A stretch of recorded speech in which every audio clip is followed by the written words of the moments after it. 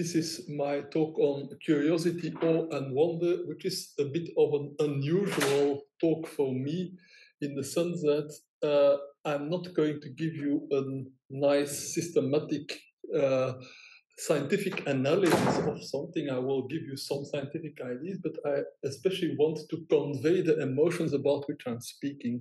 So I'm speaking about emotions.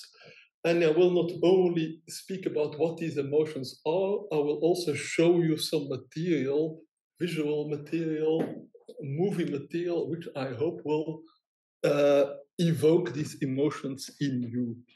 So the emotions I'm going to speak about are specifically emotions that open our mind. That means that emotions that make us think, that make us be open to learn additional knowledge. So let's start with the classical question of reason versus emotion. So we know that in the 18th century, the philosophy of Enlightenment was insisting that reason can solve the problems and that we should not rely on either authority, and particularly religious authority, to decide what is true. And also there was a particular activity in the 18th century that was called enthusiasm. So enthusiasm was the term that they used for this kind of ecstatic emotions that sometimes people got when they had religious conversions, or when they were speaking in tongues, or were supposedly possessed by a devil or by a spirit. So there were these kind of charismatic religious movements which claimed that they felt the presence of God. So the Enlightenment thinkers were understandably pretty skeptical about the validity of these emotions as giving some kind of an evidence of whatever those people claimed to be seeing in their visions. So that means that the Enlightenment philosophy was emphasizing aspects of reason and not emphasizing the aspect of emotion, was being kind of skeptical about emotion. In the meantime, we have learned that reason also has some serious limitations, and the most famous one known in science is called bounded rationality. And bounded rationality basically means our brain is much too limited to go to all the logical ramifications of any non-trivial problem. Even if you use a computer, as soon as a problem is a little bit more complicated than deciding between 10 options, you have an exponential explosion, a combinatorial explosion, and it's simply not possible to systematically go through all the different steps of a possible reasoning in order to find the best one. So we have learned that logic is a useful tool that teaches us to avoid certain errors in reasoning, but logic in itself does not give you an answer if you don't have the right information. Logic can only allow you to deduce things from what you already have understood and have already known. It does not tell you how to come up with new ideas. So let's then speak about emotions. It's good to first say, what is an emotion? An emotion is more than a feeling. A feeling is some subjective appreciation where you have the feeling that this may be right or that may be wrong. When we're speaking about emotions, we're speaking about something more powerful, something more intense. An emotion is something that works both on the mind and on the body. That means that an emotion biologically is something that prepares you for action. For example, if suddenly you see a snake in the grass, the emotion will be fear and you will be ready to jump away. So that means you need adrenaline, you need arousal, your whole body is mobilized to act. So emotions are things that make both the mind and the body react to some event or to some unexpected thing. So one way that I like to summarize what an emotion is to make the analogy with the physical concept of a force. According to Newtonian mechanics, if you have a body that is moving at a constant speed, if you want to change that speed, make it change direction, make it slow down, make it accelerate, you need a force. So in a sense, you might say an emotion is the same thing. Normally, when I'm acting in the world, let's say I'm reading a book, or I'm writing a paper, or I'm walking to my work, I have a particular activity pattern with a clear direction, with a clear pace. And if then something happens, I need to change that pace, I need to change direction. Like, for example, the example of the snake. I'm walking along a path and suddenly I see a snake in front of me. I will stop, I will move, I will change my way of moving. But the same applies for activities that are not physical activities. When I'm talking with somebody and that person tells me something that I find, for example, reprehensible, I may get angry and I will start thinking and behaving differently. Now, there is a particular type of emotions that until recently not much research was done about, and these are the so-called epistemic emotions. So epistemic emotions are emotions about knowledge. So these are emotions that will affect the way we deal with knowledge. They can tell us that, yes, you can rely on your knowledge. For example, if you have the emotion of confidence, or on the contrary, an emotion of defensiveness, if somebody attacks you and you want to strengthen your position, you may have a kind of a defensive emotion. There are emotions that make you doubt your knowledge, for example, if you are confused or if you hesitate. But the emotions I want to speak about, for me, the most interesting ones are the ones that will make you expand your knowledge. That means will make you open to acquire new knowledge. And I distinguish here 4 of those: surprise, curiosity, wonder, and awe. So when do we need to expand our knowledge? When something in the situation is not clear, when we don't understand something. So the simplest case is surprise. I assumed that things would happen in a certain way, and suddenly they happen in a different way. That means there was something I didn't understand, there was something I lacked in my knowledge. An unexpected event. But usually the emotion of surprise is you need to quickly understand what happened, and then the emotion calms down. Surprise is typically an emotion that doesn't last long. I'm more interested in those emotions that give me the energy, the drive, the motivation to do some effort to continue searching for knowledge. And these are the emotions of curiosity, wonder, and awe. And all of these, you might say, are triggered by what we can call a mystery. So a mystery is something that demands resolution. So what's a mystery? A mystery, in most general terms, it's a gap in your knowledge. That means something that you would like to know, but you don't know.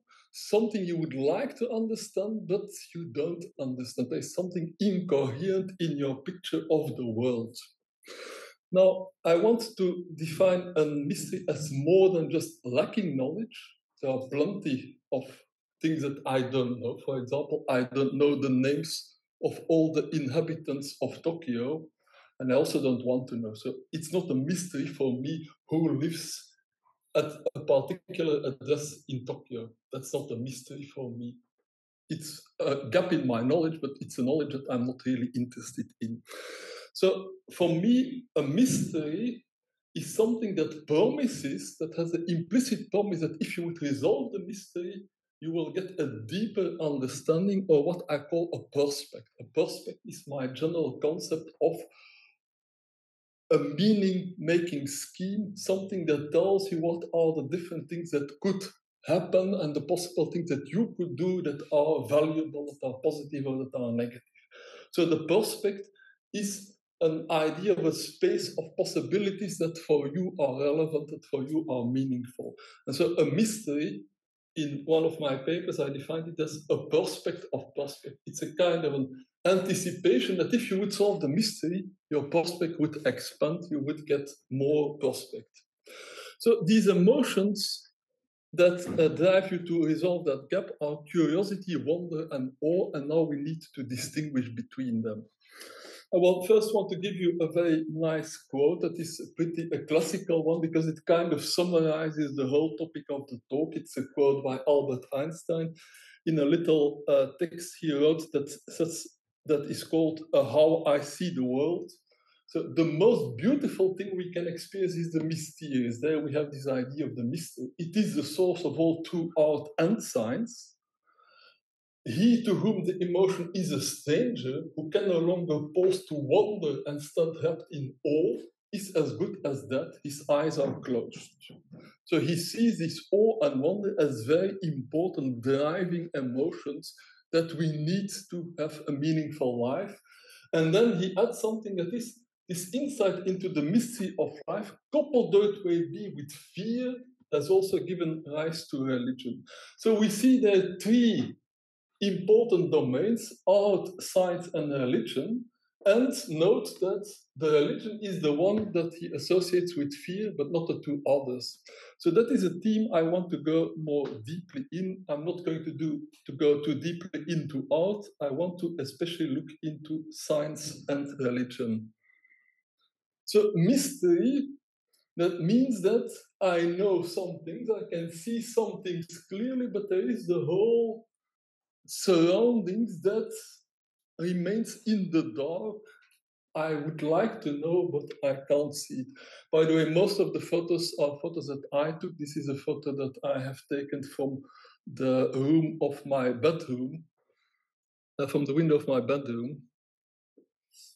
Here is another example of a mystery. That's a typical mystery in a landscape. You see something and then it disappears. The road disappears about a bend. That's what's called in the psychology of landscapes. It's called a mysterious landscape because you don't know what's behind the bend. So this will typically lead you to the emotion of curiosity.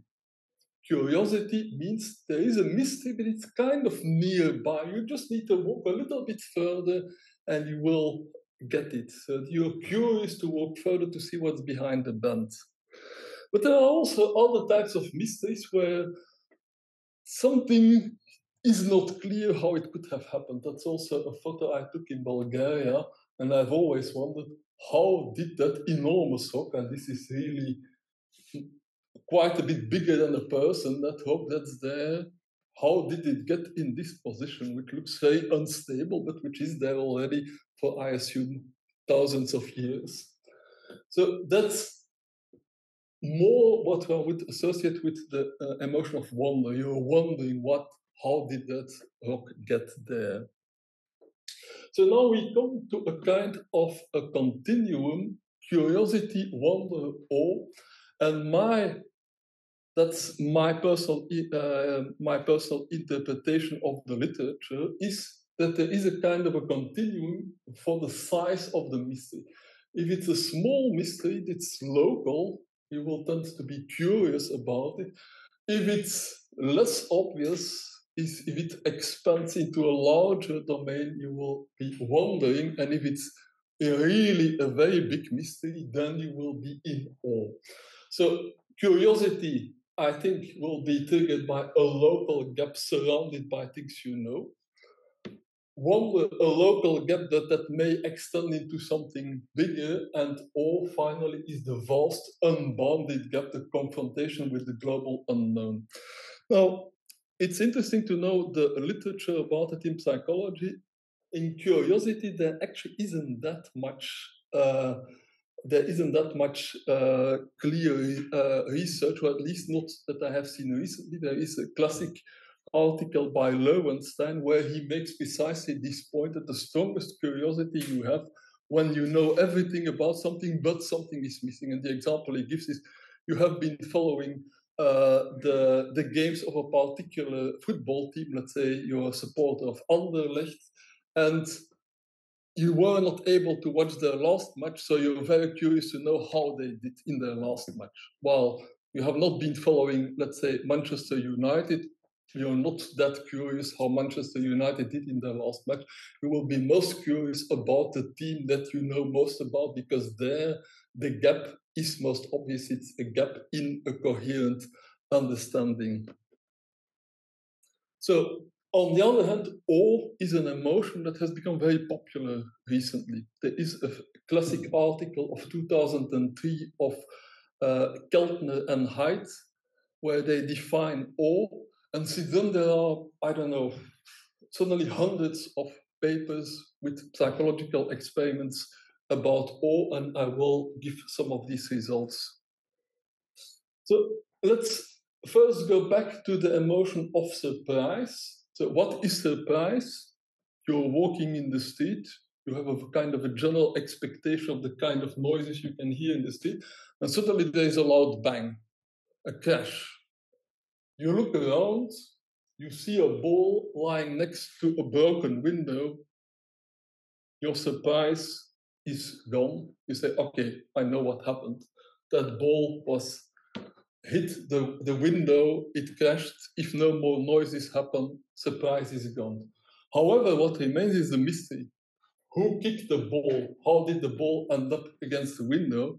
So you may spend a little bit more time, you look around and you see that there is a garden, and behind the hedge you see some kids playing. So you kind of think, okay, yes, I suppose the kids have kicked the ball, the mystery is resolved. That's curiosity. Now, that was curiosity as an emotion. That means something intense at the moment that incites you to act, to look behind the hedge, for example. But there is also a term, curiosity. It's also used as an attitude. When we speak that somebody is a curious person, you mean that that person is kind of generally open-minded and interested in exploring different things, in observing different things. And that comes in personality psychology, it's called openness to experience. Openness to experience is a kind of a personality trait that characterizes people who like to learn new things, who like to try out new dishes in restaurants, who like to travel, who like to go to museums, who like to read books. Openness to experience is this kind of generally curious attitude towards the world. And Jonathan Haidt, in one of his recent books, called that these people are in a discovery mode. That means that their normal mode is they're looking around and they're curious to learn things. While on the other hand, if people are feeling more anxious or insecure, they will tend to be more in defense mode. That means that they are quick to jump away when something happens that they don't expect. They are more fearful. So that curiosity that is natural, you can test it, you can see it even with animals. If you put rats in a maze, well, they will explore, but after exploring for a while, they will know the path that leads from the start to the goal, the food. So you see that in the beginning they explore because simply they don't know what the maze is, but then once they know the maze, they will take the shortest path to go to the food. But when the rats are not particularly hungry, they may still occasionally explore some side routes. So curiosity is an attitude that when you feel good, when you don't have any particular problem, that means if the rat is not particularly hungry, it's normal that you look around a little bit and that you're open to new experiences. So let's now go back to the three emotions. Here I have put them in a way where you can see kind of the continuity. So curiosity in the sense of Lowenstein is triggered by a local gap. You're walking in the street, you see the crashed window. The only thing that's lacking is who kicked the ball. You know what windows are, you know what balls are, you know that kicking a ball against the window can crash the window. There is no mystery. The only mystery is who kicked the ball. The moment you know who kicked the ball, the gap is gone. One was that question of the rock is there, how did that rock get there? There is no obvious explanation. You may start to think that maybe that mount a long time ago was covered during the ice ages by a glacier, and maybe the glacier has moved the rocks, but still you don't know exactly whether glaciers could carry such heavy rocks. So it's a gap that if you really want to resolve it, you may need to go farther. And finally, we have awe, that is, you're suddenly confronted with something that's so big that you can't immediately comprehend it. It extends without limit.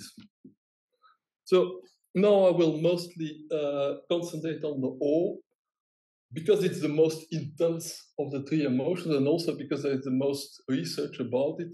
and because it will lead us into this classic question of what is the relationship between science and religion. So let's compare awe and curiosity. So awe is elicited by something that is vast, powerful, something really much bigger than you are, something that goes beyond your common, ordinary understanding of the things in your daily life. Awe, according to this classic paper of Heydt and Keltner, requires accommodation. Accommodation is a term from Piagetian psychology. He distinguishes between accommodation and assimilation. Assimilation means you have a cognitive schema, you lack some information. If you get the information, you assimilate it. So you have a cognitive schema that says if a ball is kicked against the window will break. The moment you know that the ball was kicked, you have assimilated the event, the mystery is solved. Accommodation means that you don't have a cognitive schema. You need to develop a new cognitive schema to deal with that unusual situation. So here we come to a definition of awe, which comes from Dacher Keltner, who is the guy who, together with Jonathan Haidt, wrote this classic paper and who also wrote a book published in 2023 or 2024, a book just about awe. For those people interested, it's worth reading the book. He reviews all the recent research about it. So here we again have some of the key terms. Something vast, very big, that transcends your current understanding of the world. So I will try to make clear what that means, vast, transcending, understanding.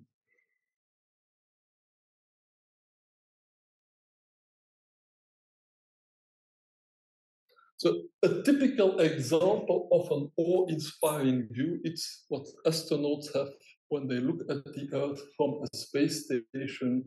That is typically this idea of something overpowering, overwhelming, vast. They suddenly understand things about the Earth that they have never seen the Earth from this angle. It's a completely new perspective.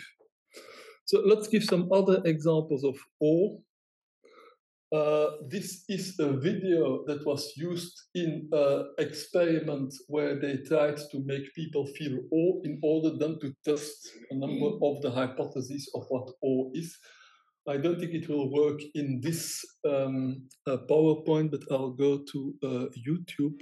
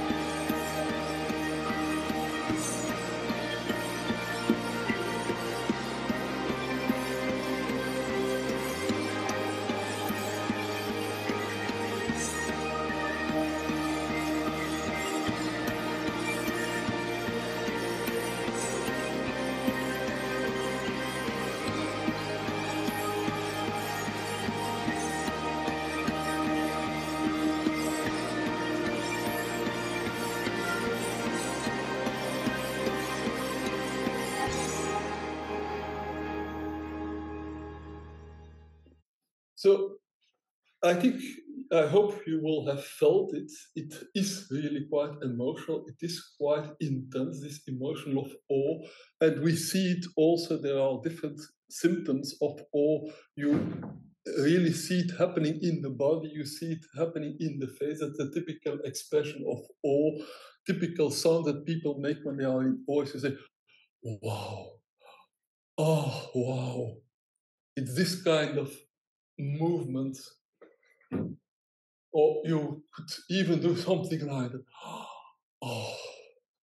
So this is clearly a very strong biological instinct that we have towards grand views like this.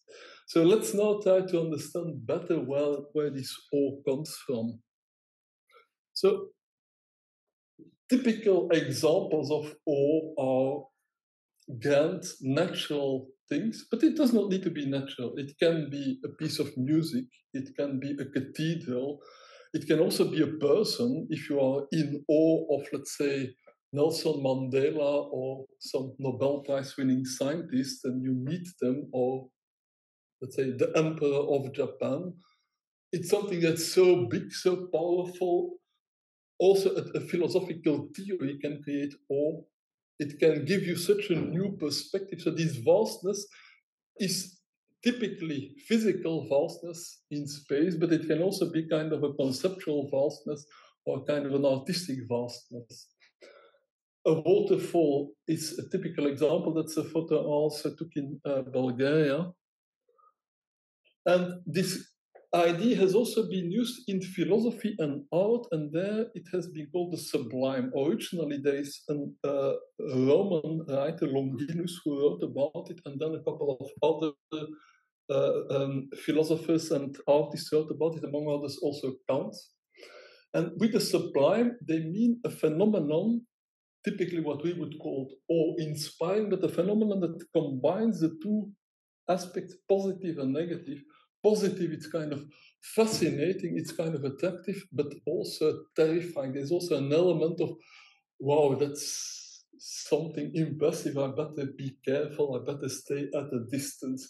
So typical examples of sublime phenomena would be thunderstorms, waterfalls, volcanic eruptions, or lightnings.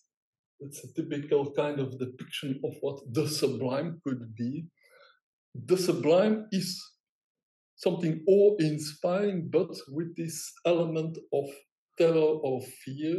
And we will see that awe sometimes has this element of terror or fear, sometimes not, and that makes a difference.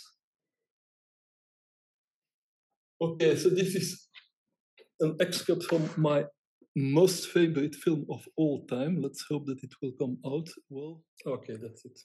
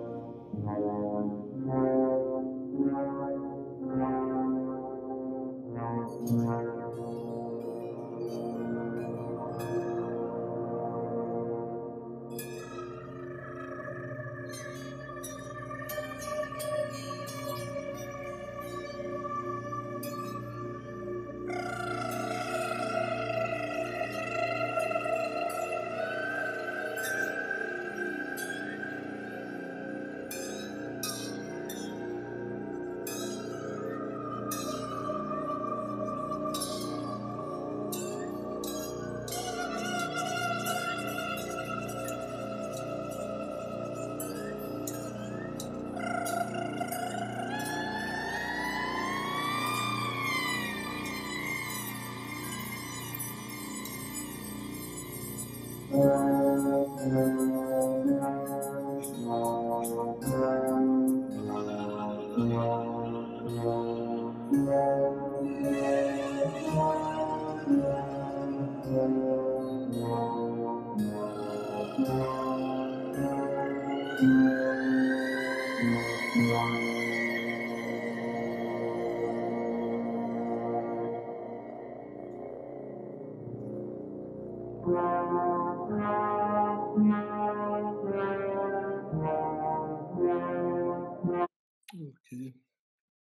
So I show this part not only because it clearly illustrates this all, but also it has this element of fear. And we will see the fear will be connected with religion. The element of fear, this is a horror movie. It's much more than a horror movie, but it's one of the most famous horror movies of all time. But it's so famous because it's much more than a horror movie. And this opening sequence for me is very clearly this essence of awe. You see this tiny car driving through this magnificent landscape with mountains that are immensely larger than the car. And that is something that is typical in awe. It has been called the small self. When you are confronted with an awe-inspiring vision, it's as if you yourself seem smaller than the rest. You feel small. And that has both positive and negative characteristics. The positive one is that you're no longer preoccupied with your daily worries. People typically are worried about, like, will I get my report there in time? Is my hair well arranged? Will I miss my train? When they are in awe, they forget about all these things. So they are what is called self-transcendent. They look at things in a much bigger way. What um, I think it was subspecie aeternitatis, under the view of eternity. They look at things from a very big perspective.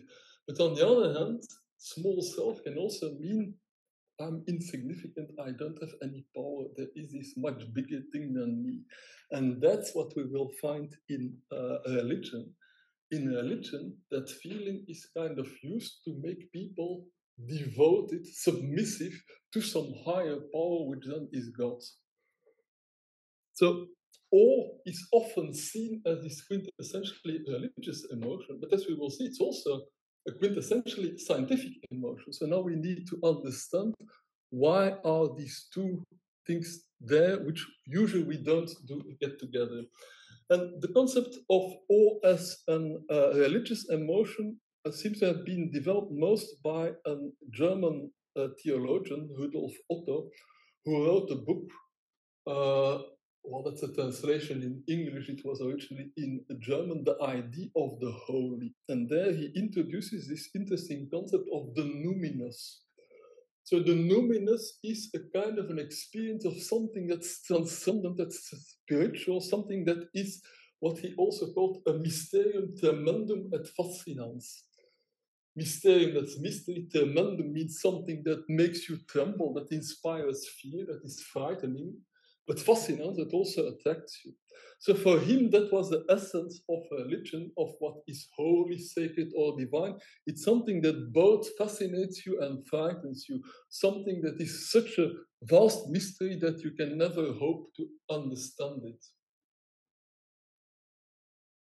So that's a thing I found on the web. It's a word cloud of words related to numinous. And of course, we see awe and sublime and transcendence and lots of the other words I have been using: vastness, danger, divine, confusion, threat, mystery, wonder, surprise, goosebumps, chills. These are other typical physical symptoms of awe.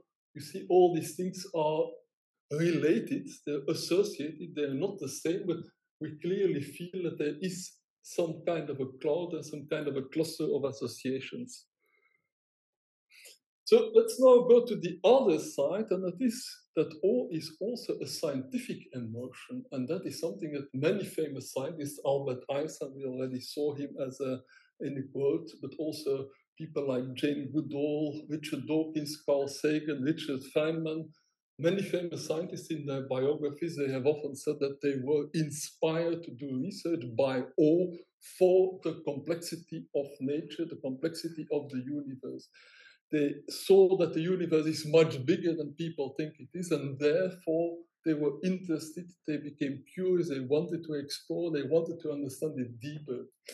Now, the original paper on awe by Keltner and Haidt suggested that awe is this emotion that leads to a need for accommodation. Accommodation means changing your cognitive schema, learning a new way of looking at the world.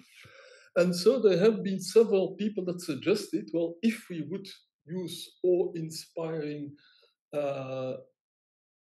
experiences for people, they might become more interested to accommodate, it means to widen their view, and they might become more interested in science. And so there is one experiment, as far as I know, up to the moment, McFetus, who showed that video that I showed in the very beginning, and he showed it to a group of people, and then he had a control group where he showed them a funny video. So, and then he compared their reactions, and he found that the people who had seen the awe-inspiring video were much more aware of gaps in their knowledge, and also he gave them the choice afterwards to get free tickets either for a science museum or an art museum.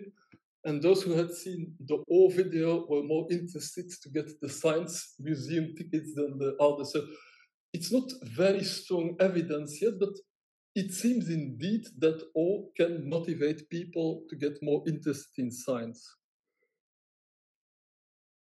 So another classic quotation from Charles Darwin, which clearly also shows that he also sees this awe. There is grandeur in this view of life. Grandeur is again this vastness, this view of life, this kind of wide, big perspective that he has sketched in his book, The Origin of Species, with its several powers. Powers is another typical aspect of awe-inspiring phenomena, having been originally breathed into a few forms or into one, and that whilst this planet has gone cycling on according to the fixed laws of gravity, from so simple a beginning, endless forms, most beautiful and most wonderful, have been and are being evolved. So that is another key characteristic of awe-inspiring, the idea of endlessness. Something extends, but you don't see the end. If you see the end, then I would say that it's curiosity. Curiosity is there's a gap in your knowledge, but the gap is surrounded by things you know. If it's open, then it's all. There is no end. There is no limit. So that is my provisional interpretation. Of course, this is just a hypothesis. It would be interesting to discuss it. That both science and religion are inspired, are motivated by awe, but the scientific awe is the blue is what you know, the white is what you don't know. The scientific awe tries to get out of the blue to expand the blue, the known, into the unknown, but it doesn't stop. Let's say it can go up to here now, but in the future it will go there and then there and then there. Well, in a religious awe, there is this domain that Otto called the numinous, that we can maybe in more traditional monotheistic religions call God, which is by definition not understandable. It is beyond human comprehension. So that means that awe may first make you interested in getting to know that numinous, but once you come too close, you can't come closer. It's like the moth that flies towards the flame. If the moth comes too close to the flame, it will burn its wing and it will die. So God is a little bit this kind of thing that is both attractive but also frightening. You are attracted up to a point, and then you bow down in deference, you submit, you say, I can't understand it. And that is what religion typically does. It demands devotion. That means that you bow down, that you submit to a certain revealed truth. I come to this other core concept of awe, that is the concept of transcendence. So how do I define something transcendent? Something is transcendent if it goes beyond known categories. We normally understand the world by putting it into categories. Categories are distinctions with certain boundaries. We say that is matter, that is energy, that is mind, that is life, that is space, that is time. We categorize things that can't be categorized, things that go beyond the categories. That is what I call transcendence. And now I distinguish two concepts of transcendence, and that is a concept that I got from my friend Raphael Liogier, who will be giving a seminar here next Tuesday. He speaks about whole transcendence, but his whole transcendence implicitly assumes the opposite, which I have then called confined transcendence. So confined transcendence is this religious idea. You have this box in which the numinous is. There is something transcendent in there, but it is by definition unknowable. You cannot directly speak with God. You need to address God indirectly. You need to use rituals, prayers, incantations, masses. There is a whole structure of rituals, of ways of addressing God, because God Himself is unknowable. You cannot directly inspect God. You cannot go to heaven and see how God organized it there. You have to believe some authority like the Bible that will tell you God wants this, you do it, don't ask any further questions because it's a mystery that you cannot understand. So the confined transcendence is a transcendence where the transcendent thing is out of your reach. It's something that you need to revere, that you need to submit to, and that's if you don't behave in the right way, you better be afraid of it. What Raphael instead proposes is what he calls a whole transcendence. That means transcendence that is not put in some kind of a box. And he uses the term chaos, which is the original Greek word from which our word chaos comes, but chaos in the Greek term does not mean disorder. It means kind of an unlimited potentiality of things that may emerge. There's another author that made a little bit of a similar argument, David Deutsch, who is a theoretical physicist. According to David Deutsch and to Raphael Liogier, Enlightenment was the crucial period in the history of civilization where people suddenly became aware of we can go beyond all these traditions, we can go beyond all these authorities. There is nothing that stops us to ask more and more questions and to think deeper and deeper and to explore further and further. So for both these authors, Enlightenment was this crucial step where people at a certain moment said, oh, we don't need to stick with confined transcendence. We can go beyond these boundaries. So we can explore without bounds. So this is the book of Raphael. And this is the book of David Deutsch. Now, there is a misunderstanding that I need to clear up. That is that lots of people will say, yes, but science is not really awe-inspiring. Science is a reduction of everything to mechanistic, materialistic things. Science does not have any mystery. Well, that is not what I would call the present science. That's a science that has been called the Newtonian science, although we heard in a seminar a few days ago from one of the specialists of Newton that Newton himself was not a Newtonian in that sense, because Newton did not believe that the world was a clockwork universe. Newton believed that God was still somehow intervening in that universe. But what it has later been called the Newtonian science is the idea that the universe is one big machine, a mechanism consisting of material parts that behave according to fixed laws of nature. Everything is determined beforehand, everything is reversible. It's like one big clock, and you can wind it up to go to the future, or you can wind it back to go to the past. Nothing new emerges. It's just movements of material particles according to the laws of nature. no mystery, no wonder, no creativity, no surprise, nothing really new can happen in that universe. So Raphael Lioger has argued that this view was, in a sense, a betrayal of the original promise of enlightenment, that enlightenment promised that we would go much further than this mechanistic view. But in the meantime, we are having a new scientific worldview, what I call the evolutionary worldview, and it has been well explained by Prigozhin and Stengers 40 years ago in their book Order Out of Chaos. They very clearly analyze the Newtonian framework and then say where all it is. It doesn't go far enough, and they speak about a self-organizing universe, a universe where order can emerge out of chaos. It means that novel things can appear, so there is an unlimited potential for new things, for mystery, for wonder, and what some have called the re-enchantment of the world. So a few more hypotheses about why is there such an emotion as awe. So we know that it's an ancient emotion because a number of primatologists like Jane Goodall, watching the chimpanzees, have seen them behave in ways pretty similar to people. For example, a band of chimpanzees that suddenly in the rainforest were discovered a waterfall.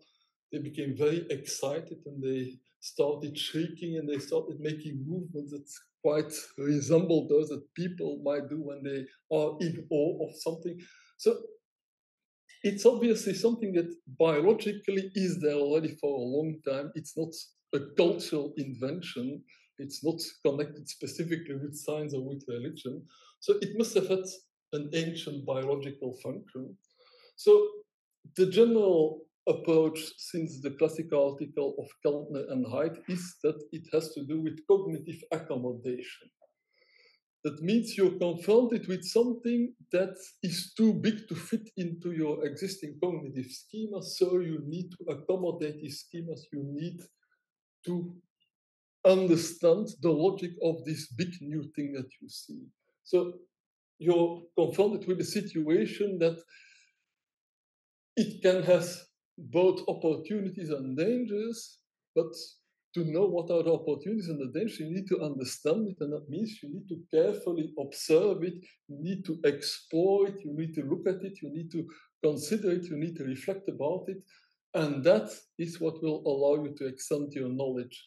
So it's discovering some new pattern or some new order in the phenomenon that may give you a new cognitive schema to deal with it. So the general assumption is that cognitive accommodation, it's not an easy process. It's not the way our cognition normally functions. Normally our cognition functions via assimilation. That means we typically try to fit things into the schemas we already have. Triggering accommodation, it requires a powerful injection of arousal, of concentration. So all probably functioned in that way.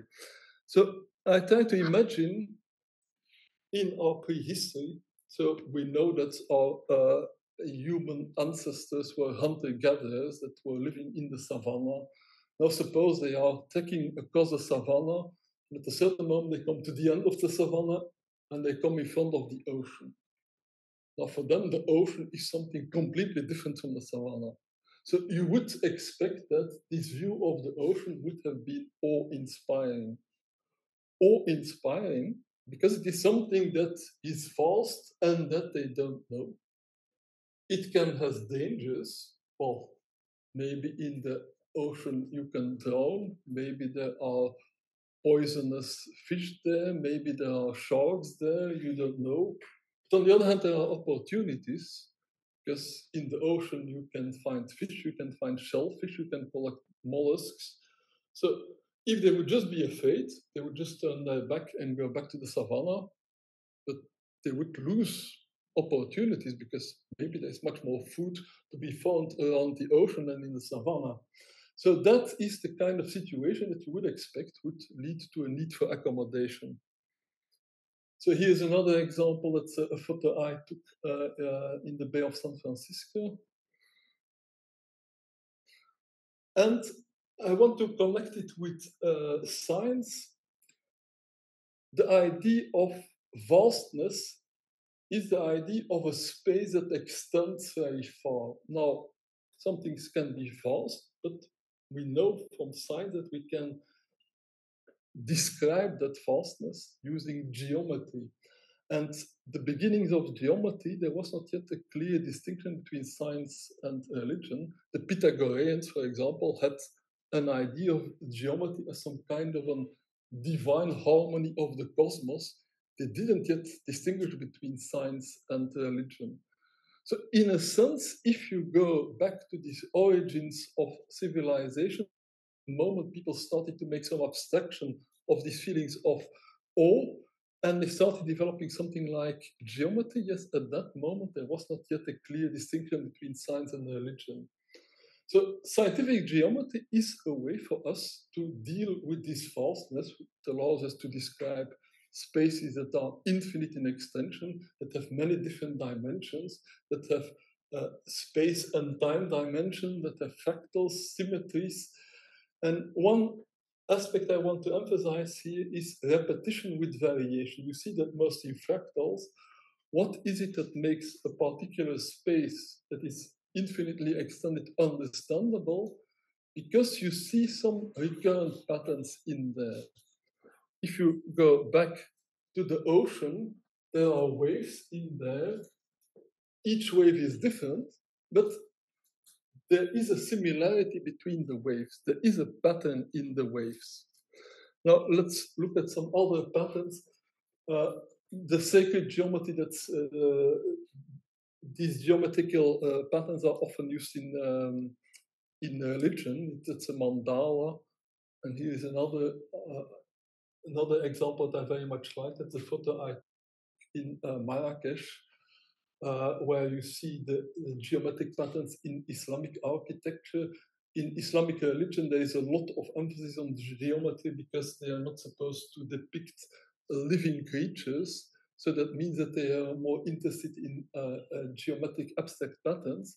But you see there that art, religion, science, they all come together in this notion of geometric patterns. And here, of course, these are the most famous recent examples of awe-inspiring geometric patterns. These are the different types of fractals.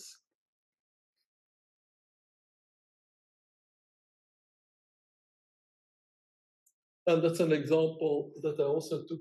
These are the naturally arranged geometrical patterns. These are frost flowers, where you also see that the idea of Prigogine order out of chaos through fluctuations, things self-organized will form these patterns.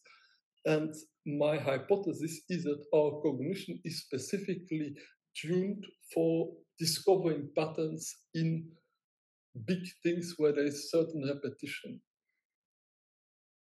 Here's another simpler example. The pattern here is very clear. You have these straight tree trunks, but each tree trunk is, of course, a little bit different. They're not at regular intervals, but you see the pattern. The pattern of the wood is that there is this succession of vertical tree trunks. Once you get the pattern, you know that the wood will extend, but you have a feeling that you have some comprehension. The wood is meaningful. If it would be a jungle where all kind of things were the one going through the other, you would feel much less comfortable. The fact that there is a pattern in there makes it to some degree manageable, so it reduces the fear aspect. It more gives the aspect of awe as a positive emotion.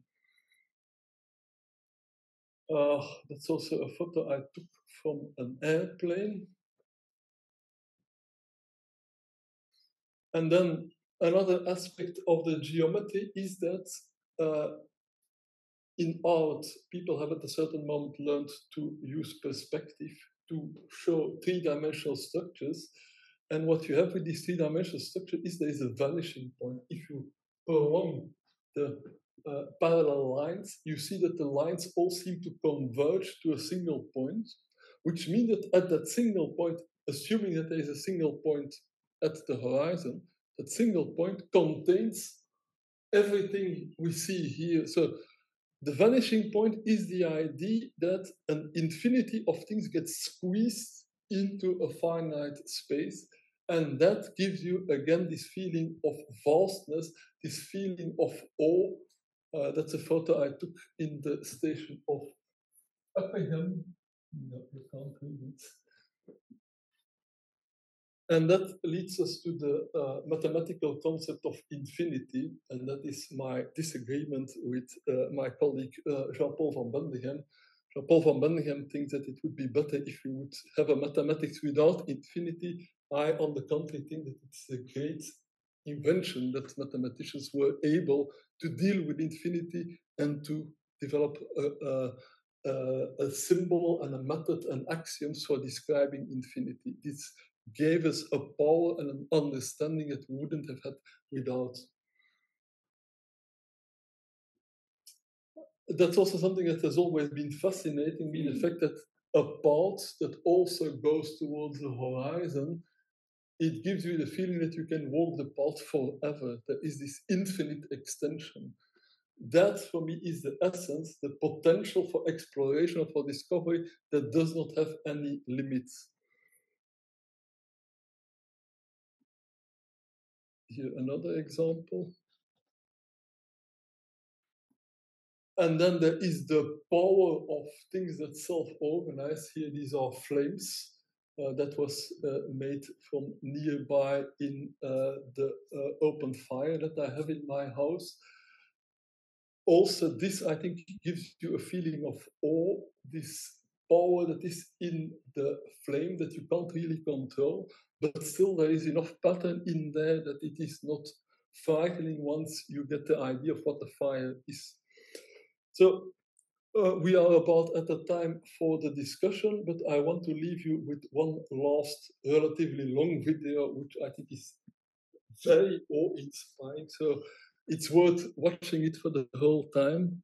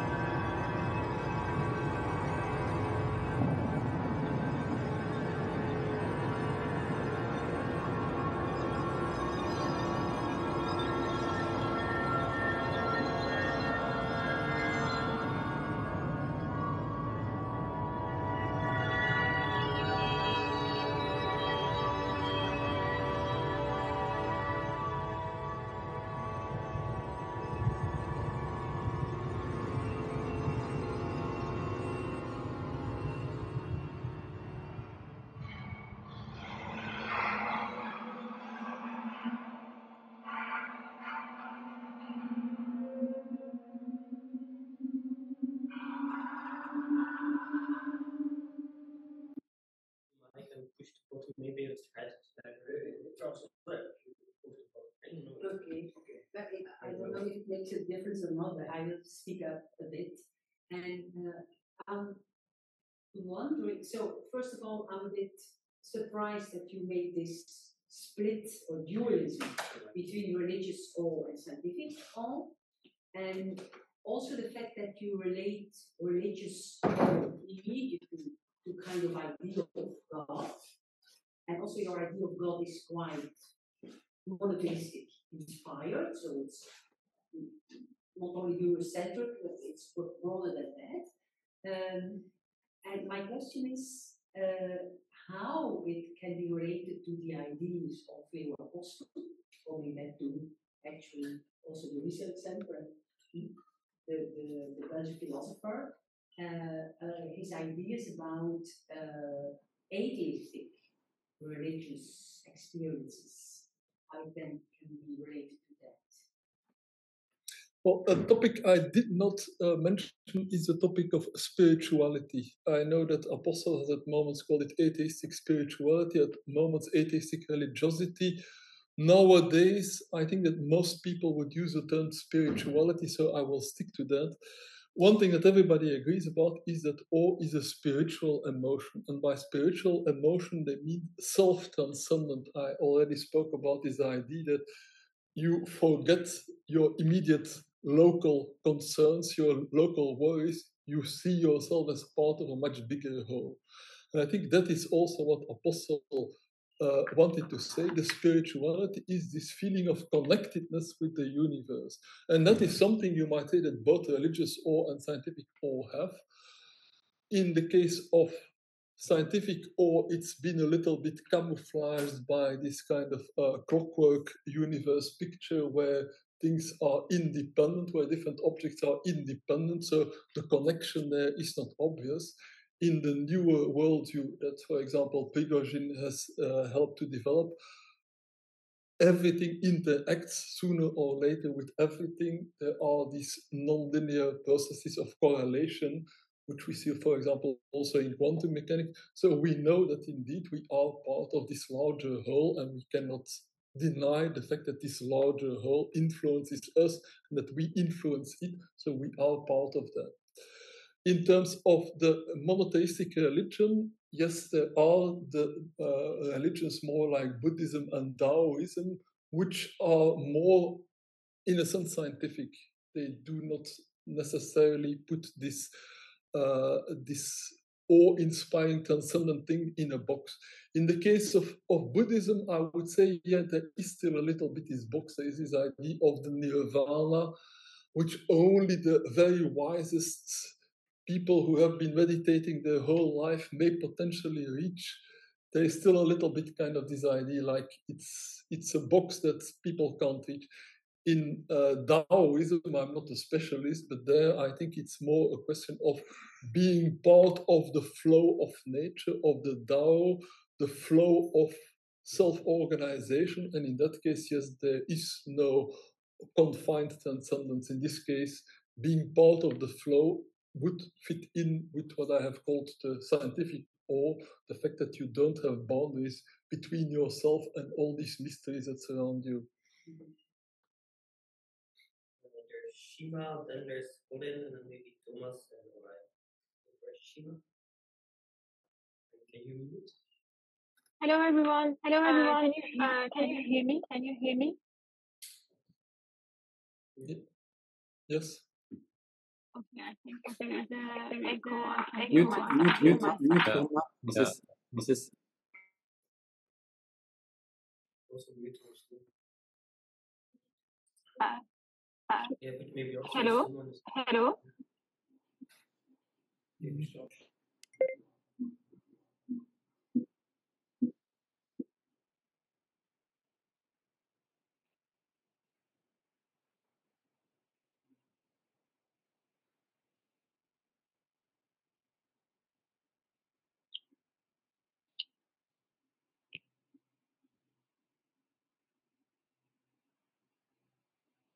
Okay, can I?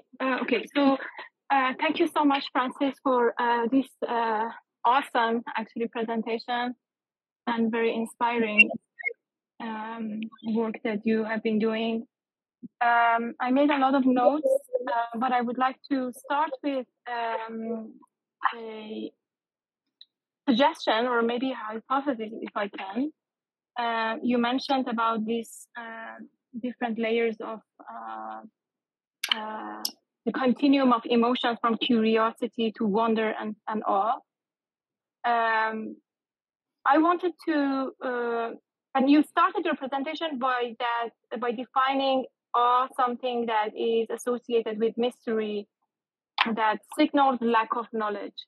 And I think that signaling, then it's interpreted by different, basically, traditions as some sort of like maybe existence of God or a bowing to something that we cannot understand. And I actually want to come to that section because I think it's more than that. If we want to really bring awe into our lives, we should allow awe to be seen as some sort of like multiple realizability of the range of emotions we humans can have. And by basically taking awe out of basically our common ordinary lives, we do disservice to ourselves, to our being, because you showed this video of Stargate. And I think that was basically a testimony to this feeling that, to this, I think, state, this transcendent state that we can have access to, and not only transcend ourselves, but also our world. So I want to suggest awe as some sort of a delayed sense-making mechanism. And what do I mean by that is that if you think about curiosity, you mentioned about this ball basically hitting a window, but there is nothing special about it. It's a bang, even your sensory, your ears could guess the breaking of a glass. So it's really, you don't need to get out of your desk, so to speak, and go out and search for it, because even your ears can realize the source of basically gap. So, but when we get to awe, I think we have the opportunity of unifying all our senses so that we can have this space of immersion, space where we don't know what might come out, but we might get the pleasure of actually experiencing that thing. That observation that the astronaut was having is something that is just happens in a moment, and you have to get out of this kind of ordinary state that we live every day of our life. So for me, based on what I'm seeing and based on this, I think I was lucky enough that before leaving CLEA, we had this deep conversation together to suggest as some sort of a delayed sense-making opportunity that would lead to reorganization, restructuring of person's perception, view, attitude, and sense of being in the world. So when you are curious, you just move. You might get a little bit, move your head around. But when you are in awe, as you mentioned, your entire being is called to basically a relationship with the world around you.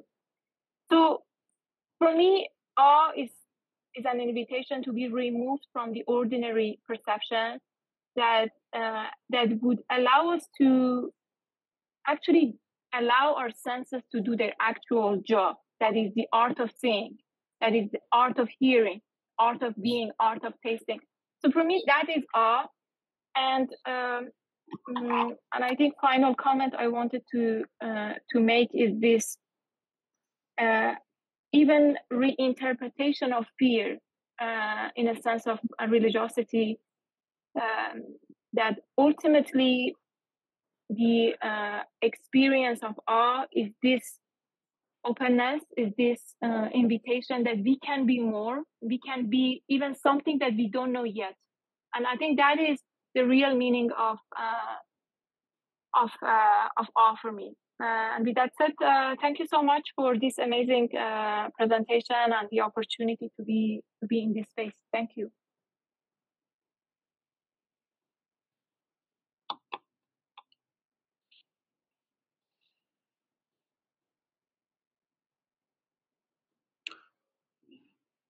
Francis, can you please read my questions?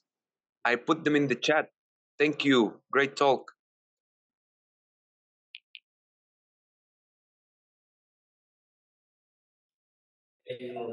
Okay, so I wanted to answer to Shima that I recently, just a few days ago, I found a paper that looks at awe as a meaning-making emotion.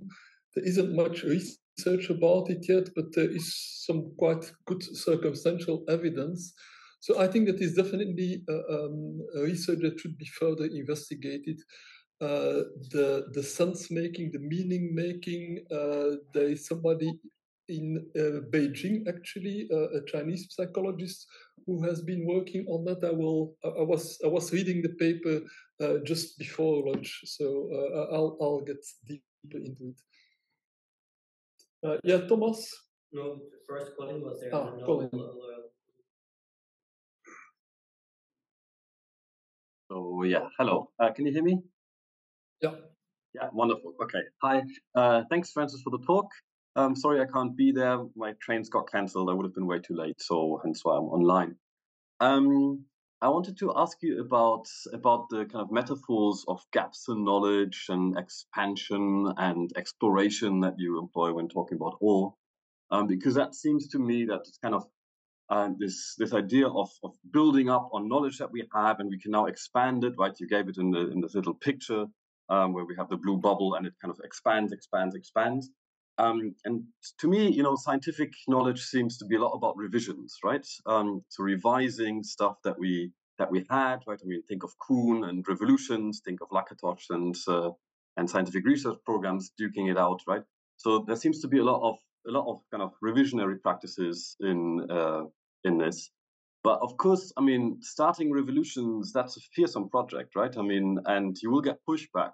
So I wonder whether kind of scientific awe really always truly is fearless, right? Or the kind of no fear involvement, right? Which of course then challenges your distinction, because that was exactly the difference in, with the religious stuff we have that type of fear, and with scientific we don't, according to the view that you presented. And I wonder whether this kind of drew too much on metaphors, which work nicely for the talk. I agree, but I mean, do they track scientific practices suitably enough? That's my question.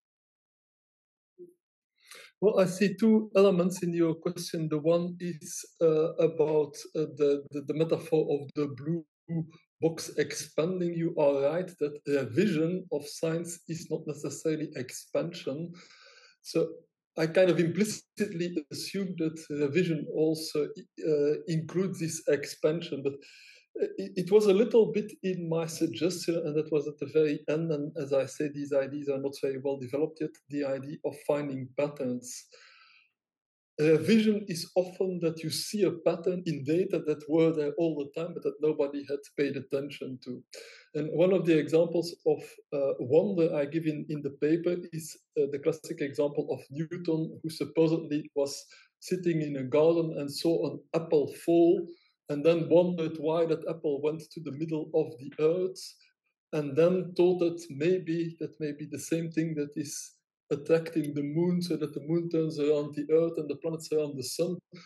So in a sense, Newton was reinterpreting things that he already knew. He saw a new pattern in them. And like that, he suddenly expanded his view, because now he had this concept of gravitation, which was no longer only limited to apples and to moons, but to potentially any body in the universe. So yes, I would say that the finding of a new pattern is a way of revising things, because previously there were kind of simplistic Aristotelian style theories of gravitation, of why apples fall. But what Newton did was he saw indeed a new pattern in there. And then your second question was about fear. Yes, well, I think that it's an aspect I briefly touched upon when I spoke about the attitude of curiosity. There are these two attitudes. It's very simply put what Heydt called the defend mode and the discovery mode. The defend mode is when somebody feels insecure. They will be tempted to stick to what they know, and when something is questioned, they will get into a defense mode, like, don't question my theory. While the discovery mode is saying, well, I know these things, but there are so many things I don't know yet, and maybe I will need to abandon some of my old theories in order to understand these new things, which was what Newton did.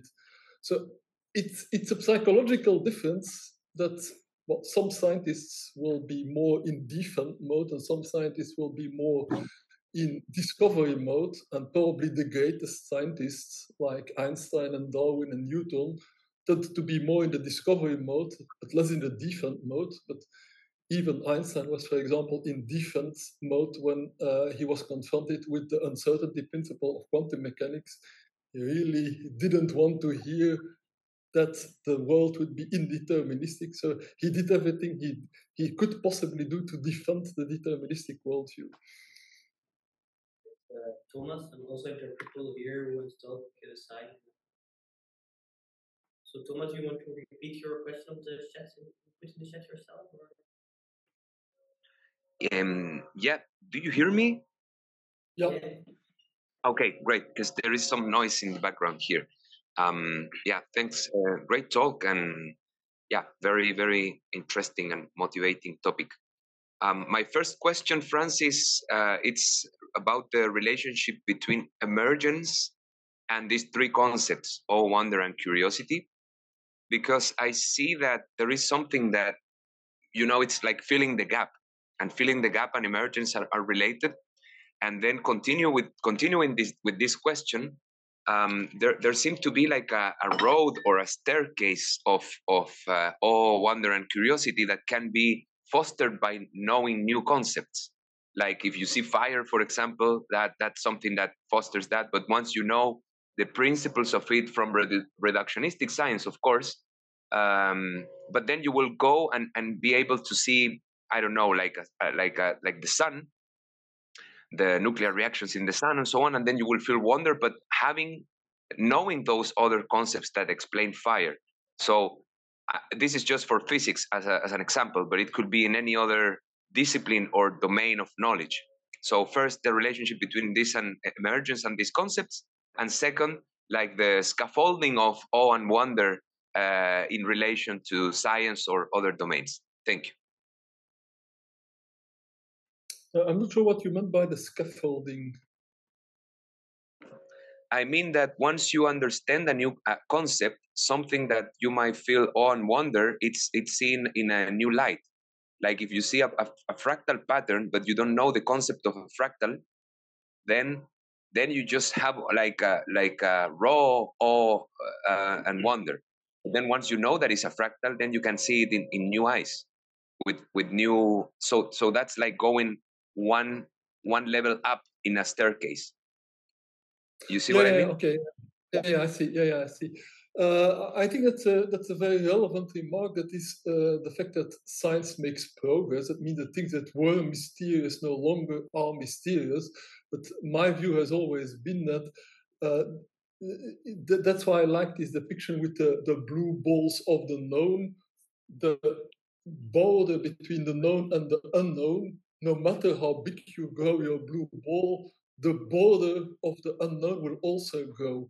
So that means the more you know, the more you become aware of all the things you don't know yet. And to tie in with your concept about emergence, one theory that has inspired me a lot recently is the one of Stuart Kaufman, of what he calls the theory of the adjacent possible.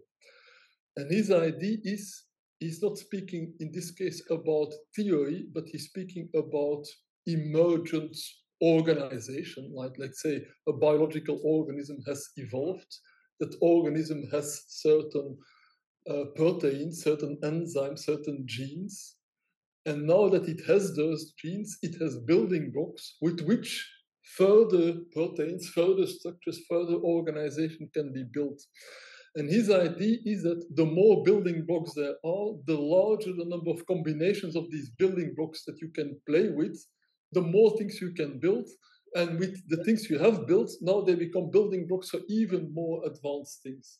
And it's a little bit the same with technology.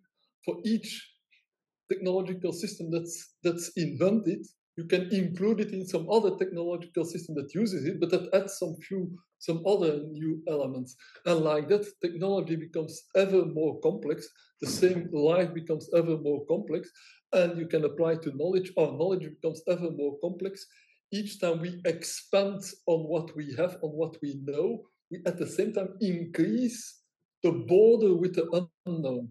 So instead of reducing mystery, in a sense, you are creating mystery. By reducing mystery, you are expanding the potential space of things you haven't yet discovered, but that you could discover in the next step. And that's also a little bit the idea of David Deutsch, which he calls the beginning of infinity. For him, Enlightenment was the first step towards this infinite exploration. Science does not have any limit for each thing we discover. There are many more things that we can discover further, and the more we know, in a sense, the more we are ready to know in the next step.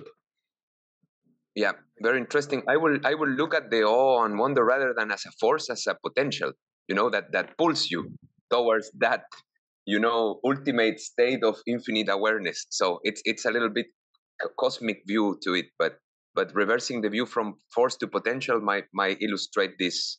It's very interesting. Thank you. From a point of view of physics, a potential, the derivative of a potential is a force. So the two are actually the same. Yes, but it has a different meaning. You try to go to the lowest potential, and the lowest potential in this case will be the infinite, knowledge or something like that. Yeah. Ryan?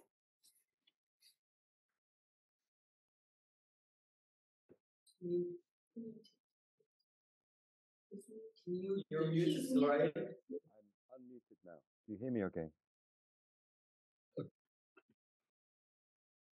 Can you hear me or no? Quite silent. I don't know why.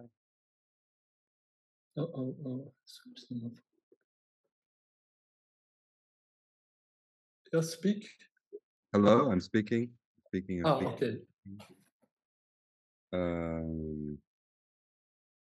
you all right. You can speak. All right, I'll just type it. I'll just type my question. No, but we hear you. We can hear you. Are you muted? You can hear me? Oh, okay. Yes. All right. Okay, good. Loud and clear for once. All right, great. Yeah, thanks, Francis. Really interesting stuff.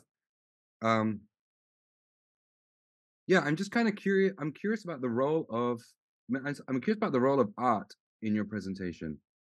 It seems to me that basically all of the examples that you gave were examples from art somehow, or cinema, or from music, or photography.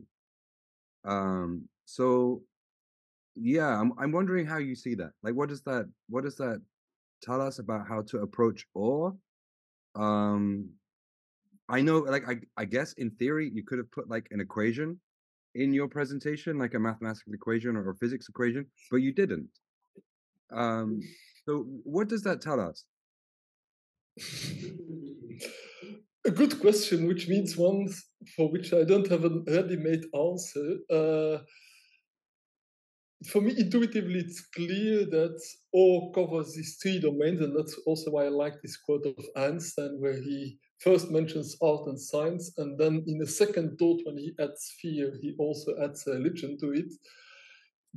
It's clear that these three domains all have this overlap in awe. Really great art is art that is awe-inspiring. And yes, one of my interests in art science is precisely, can we work somewhere on that in-between space between art and science, where we can use ideas from both domains to create more awe and, like that, create more cognitive accommodation. That means open up people's minds. Yeah, I intuitively completely agree with you, but I don't yet have an intellectually made answer to how to include it. Yeah, I think it's, you can't necessarily take it. It's hard to take people to a mountain. That's also the thing, right? Like it's great to go to a mountain, but it's very hard to take people into outer space and view the planet from a distance. So somehow, like, some art is important. I also think that I think that the Stanley, both those cinematic examples you gave were also had a lot of fear in them. They worked a lot on fear. So I don't think that fear is only the domain of religion either. I think it's also an important component, or can be an important component. Kind of epistemic vertigo, for example. Epistemic vertigo, that's a nice term. I should remember that. But then, thanks a lot. Clément, you want to ask a question about the museum?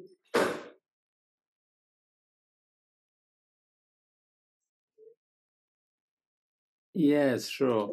So I was thinking of trying to find applications to this framework, and so yeah, I'm just throwing this idea.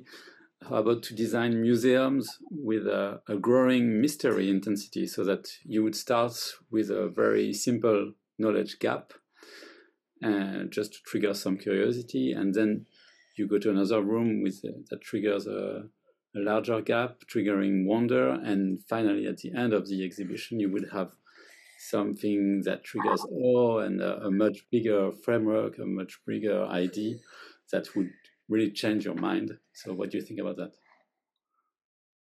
It sounds good. I mean, I have tried to build up my talk a little bit in that style, ending with the most awe-inspiring video, but beginning with the somewhat more traditional stuff. So yeah, I think that's worth exploring. Line?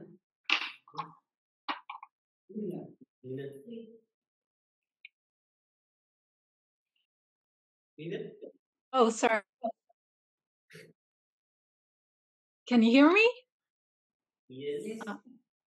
Thank you very much for this interesting talk. I just have a question of clarification. I might just have misunderstood something. So you seem to sort of conceptualize awe mainly sort of in terms of the limitations of our knowledge, but does it is sort of does it also have to do with sort of the nature of the world, or is scientific awe sort of purely like an implication of the limits of our knowledge of the world. I mean, in the example of where, we're looking at the Earth, we're looking at Earth from sort of space. It seems like it might also, the scientific awe might also have to do with like the nature of the world. I hope that was clear. Yeah, of course, it is to do with the nature of the world, and I can give the two arguments. The evolutionary argument, it is that somehow that instinct of reacting in a particular way that we call awe has evolved. That means it was adapted. That means that it helped us to adapt to the world. So that's also why I gave this example of these hunter-gatherers coming in front of the ocean, and I give other examples in my paper. They just enter a new landscape. For example, they climb a mountain and they come to the other side and they see a big valley in front of them. They will feel awe, and it is because it is the nature of the world to inspire this need for cognitive accommodation. The world is much vaster than the little environment that you know well, especially people who spend most of the time just staying inside their home or just walking to their office and back. Well, if you would put those people, let's say, in the desert or or on a sailboat in the ocean or in the rainforest, they would probably feel also it is part, I think, of the nature of the world that it is awe-inspiring. And the second argument is I explain awe as the need to make sense of complexity. That means you find patterns within a very wide open space with lots of things in there. You come for the first time into a forest, there are so many things to see. So what you will implicitly do is find some kind of a pattern in there. And it is the nature of the world that the world on the one hand is complex, but on the other hand that complexity is not chaotic, that there are certain patterns in there, which is the result of self-organization. So to me, awe is the natural reaction to a world that is complex in a way that is often surprising, but that is typically understandable if you put in the effort of extracting the patterns, doing the cognitive accommodation, finding the schemes.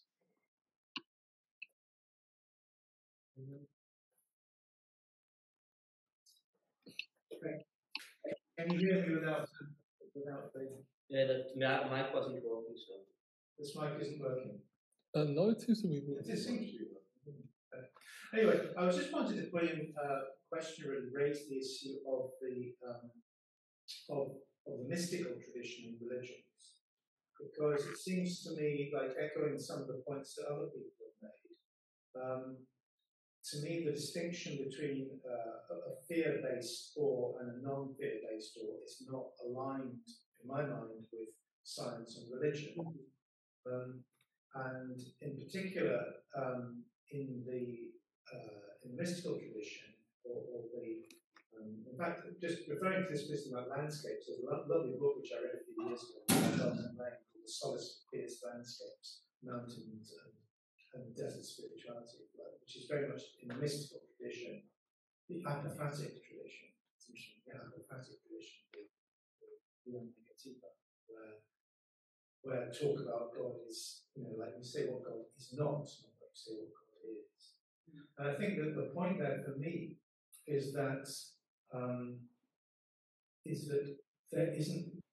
there are certain kinds of religion where you have an authority on top and you have to submit to the authority.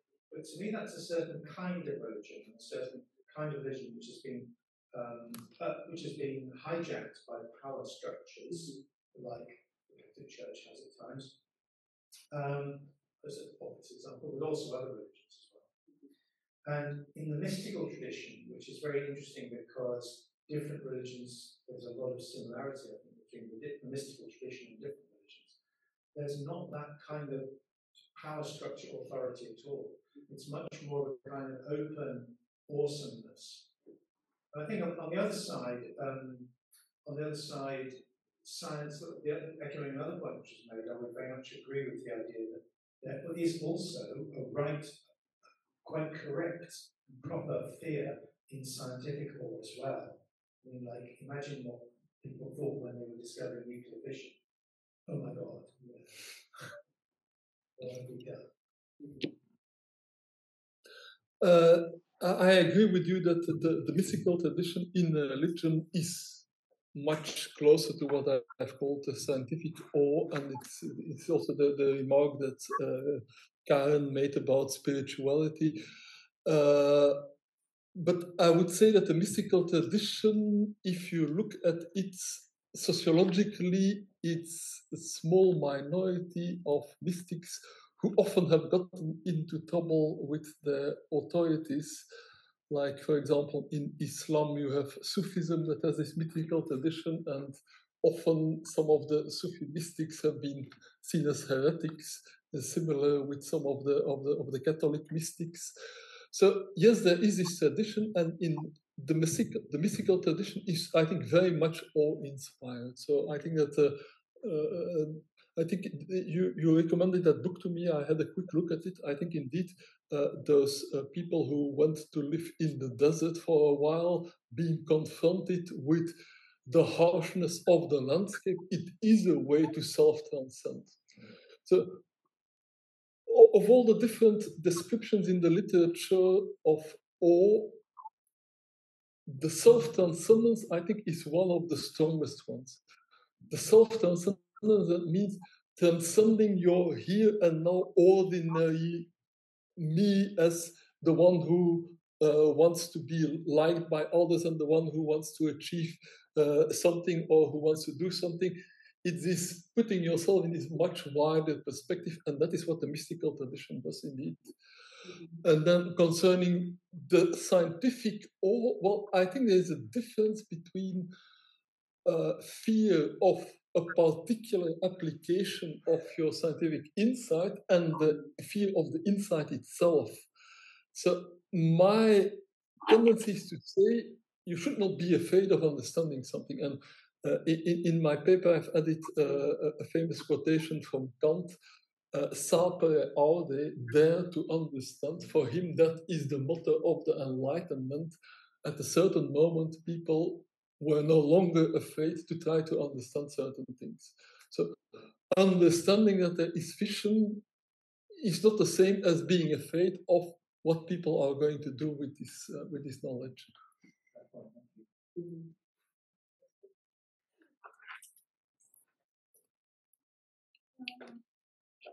Thank you for the talk.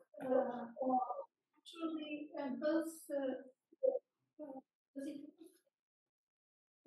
both Clement and Ryan made me think of something. In how far do you have to be prepared in order to be able to experience awe? Because, like what Ryan said, you did not provide an equation, for example, as an example. And I can think of thousands of reasons why you didn't do that, why I wouldn't do that. Because to be in awe of an equation, you need to be at a certain level where you would appreciate the beauty, the depth, and so on. So in a way, for certain kinds of awe, you do need preparation. And in that respect, what Clement was saying was also relevant. If you take a museum, you kind of, as far as I understood, he proposes that you prepare your audience to the experience of awe. Because maybe if you just pick them from the street and you show them something, no matter how magnificent, they might just go, what is that? So in that respect, where, in how far, no, whether awe is something that comes naturally and does not need any preparation whatsoever, my thought would be that that is not always the case. In how far and what do you need in order to prepare yourself to be able to feel awe? Well, I think there are cases of awe that you don't need any preparation for. the idea is that you are confronted with a mystery, but the mystery is indeed relative to what you know. And it is true, for example, in the paper, I briefly made a reference to the music of Bach as a source of awe.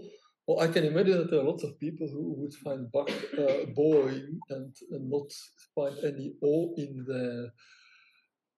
It is true that it depends on, you need to have a particular cognitive schema and then to see that something goes beyond that schema. If you don't have a schema that makes any contact at all with the thing you see, maybe you will just ignore it. Maybe it will be just noise. Unless it is, of course, so truly overpowering that you can't ignore it. Like the video clips that I showed, I think that even people who don't understand anything at all about the philosophy behind the movie 2001, they will still be impressed. They will not understand why they are impressed, but in this case, it's visually and in terms of music sufficiently impressive that you would feel awe. But it's true that for the equation is also a very nice example. I can imagine that for certain logicians, if you put an equation on there, that they would be in awe.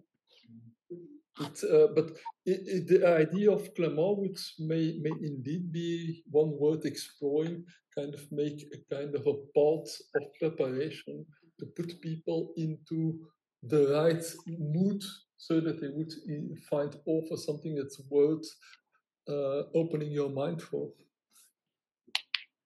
That's right. First prize. I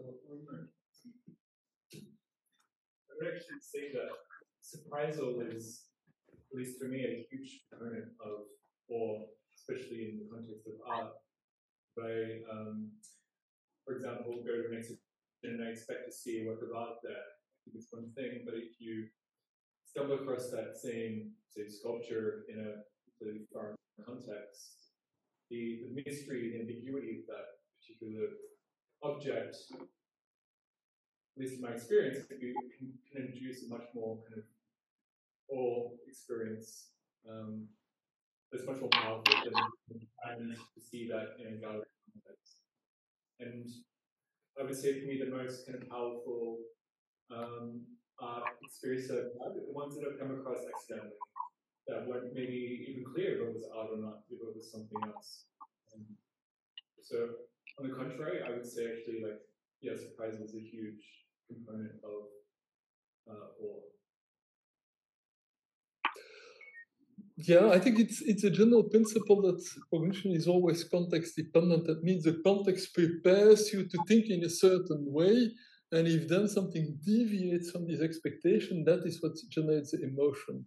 When you're in an art museum, you expect to see things that may have strange three-dimensional shapes. If you see the same, let's say, in a forest, it may be much more indeed awe-inspiring than if you see it in a museum. So yeah, it's worth thinking about as well.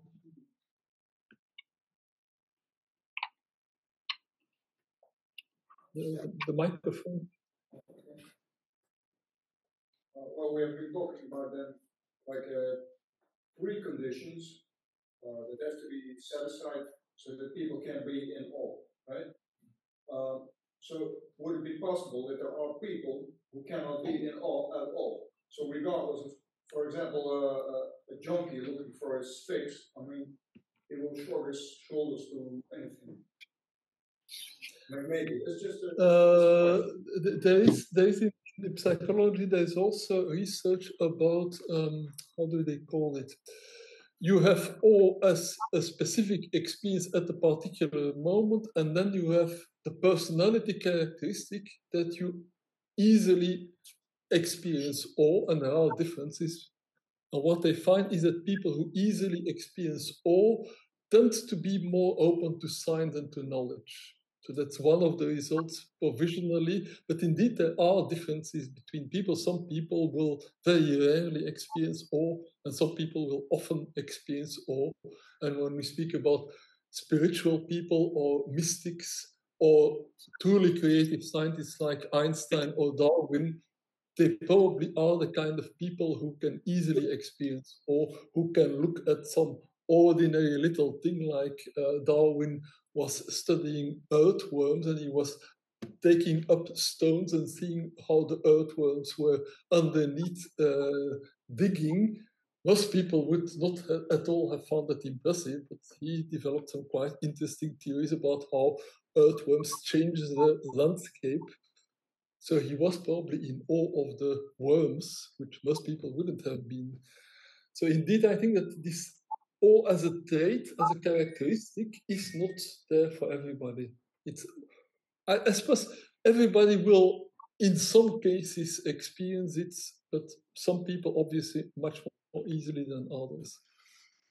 And one more thing, the other way around, right? If we take the word of Descartes, that a baby is born with a blank sheet of knowledge, would a baby be in awe all the time? Because any born with knowledge. That's maybe not a bad. That's maybe not a bad idea. I think that babies probably. I mean, I show this picture of a child that's in awe, and I have been searching for images of awe, and most of the images I saw of adults were not convincing to me. They felt fake. And the child obviously was in awe. I think children probably have it much more, probably because they are still more open. They have less strict cognitive schemas, so they will not be trying to assimilate things to what they already know and more willing to accommodate things they don't know.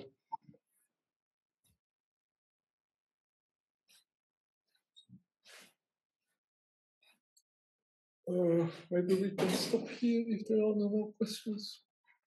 You can also just continue in the bar as well. It's 20 past 9. Yeah, you can go ahead and continue your in the bar.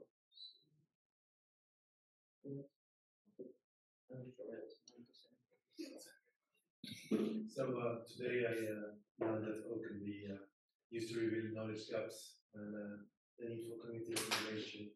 That's a new idea to me, so thank you for that. I was also pleasantly surprised that we depart from a purely rational view of things as we introduce emotion and subjectivity as adding potential value within the scientific method, which I find interesting in and of itself.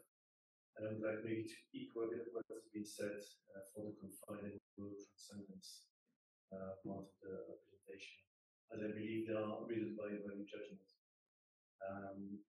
It has been said that the progress in science and fear, maybe we can progress to such a point where we can expose ourselves to fear.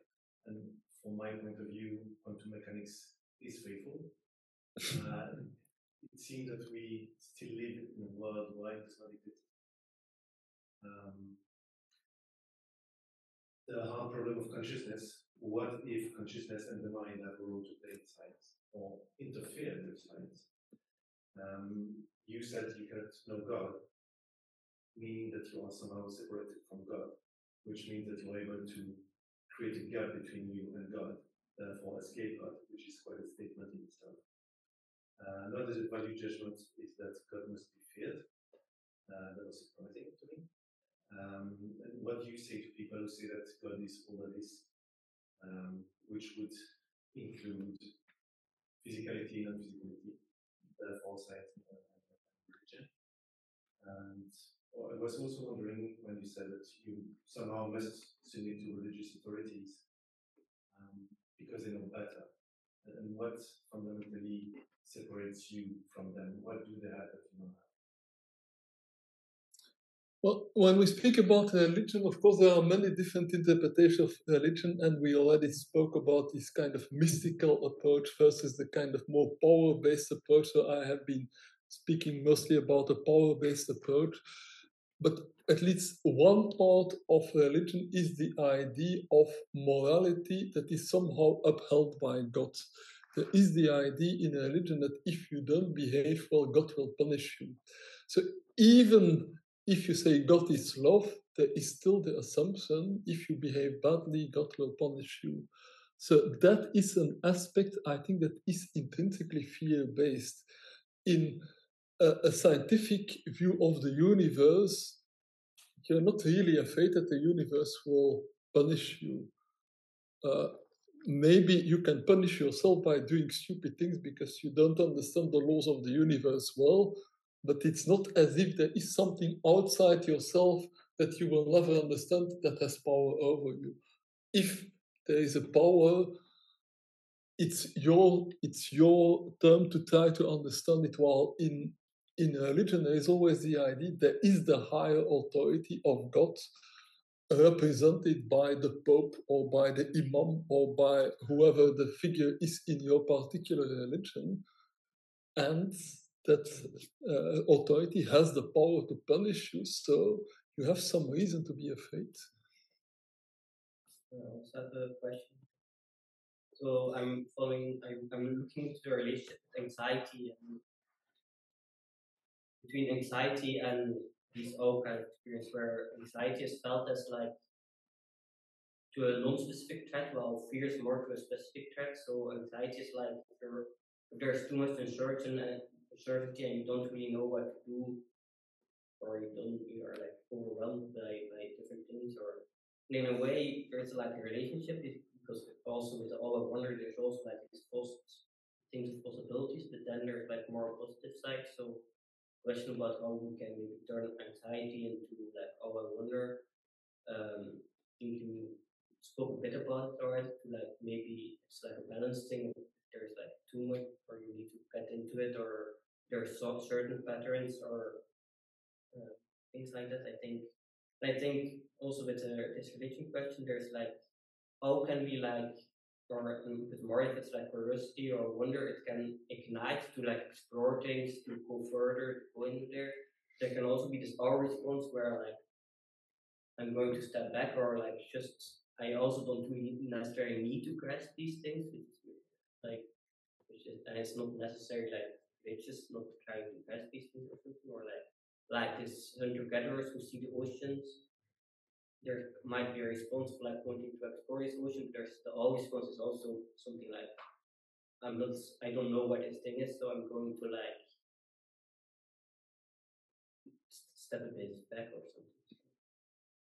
Yeah, it's the big ambiguity in awe. If you see the research of psychological research, some tend to distinguish between the awe with fear and awe without fear, but there's clearly a continuum between the two. And in terms of anxiety, that's one of the problems of the modern society, that people tend to be very anxious.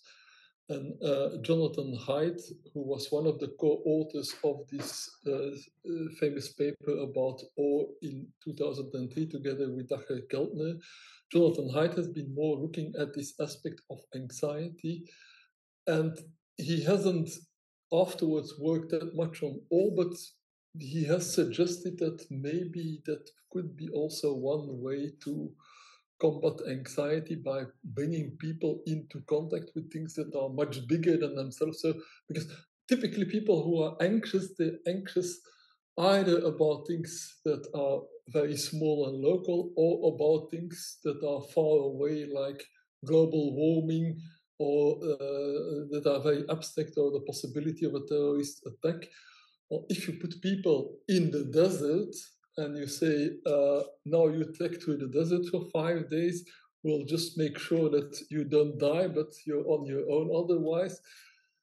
When you're that, you can't worry about global warming, or about terrorists, or about the impression you will make on your supervisor. So it's a common approach, sometimes called adventure therapy, that people who are depressed and anxious, if you put them in a group in a natural place and you let them climb a mountain or something like that, they are forced to forget about all their little worries all the time. They are confronted with something much bigger than themselves. They have to fight against it. They may have fear, but if they overcome that fear and if they actually climb the mountain, they will immediately feel much better about themselves. they will really be lifted out of themselves. They will typically be less anxious. I think it's also about like transforming maybe anxiety into fear, and then maybe this fear into or yeah, that may be, when yeah. you make it more specific, we have like some fear in the desert, but then you know you can handle this, so it's more like anxiety to fear.